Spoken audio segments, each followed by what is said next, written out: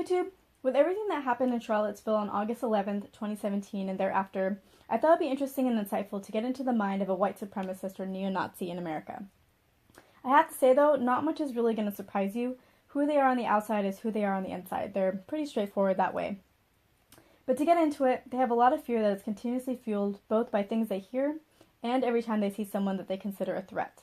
They don't feel like their government has their back. Even now with Trump, they don't fully trust him.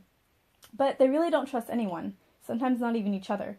And that's because their fear isn't as compartmentalized or directed as it seems. It runs through everything in their lives.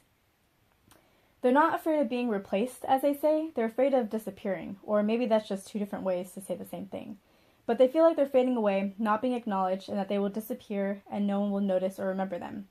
They feel like they're just barely hanging on, and they aren't major players on any level anymore. What they don't realize, and therefore haven't planned for, is if they rid their world of anyone that doesn't look, think, live, or act like them, they will be just as lost then as they are now. And they will think they're happier, but they will actually be just as angry then as they are now. And they don't know how to become the major players they want to be because they haven't had to work for it before. On August 11, 2017, the day the Charlottesville protests happened, Elle Reed from Vice followed the neo-Nazis and white supremacists around to interview them. One of the guys they interview, Robert Azzmador, I guess he's also known as Ray, in reference to the movement, says that they are just now starting to slowly unveil a little bit of their power level and that we haven't seen anything yet. Which is both true and not true. It's true they have a lot more violence to offer, but that's all that they have to offer, nothing more. Just violence, no other solution. That's the only way that they know how to think and operate, because hate is all they understand.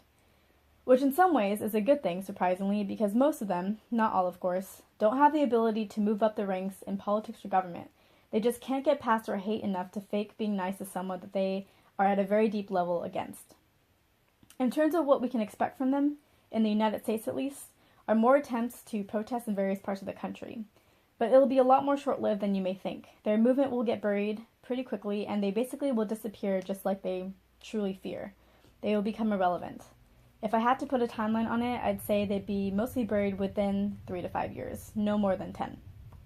So there will be a time when they, for the most part, don't exist anymore because they will have disappeared. I actually think they're already dying out, and these protests are like their last attempts before they're pretty much gone for good, except for the last few who will have to learn to get along with the rest of us. It's like when you get sick and your illness gets worse before it gets better. But humans just aren't designed to be so hateful. Hateful people can last for a while, but they eventually have to fade away. So I hope this was a little bit insightful. It's good to know we have a brighter future ahead of us. And until my next video.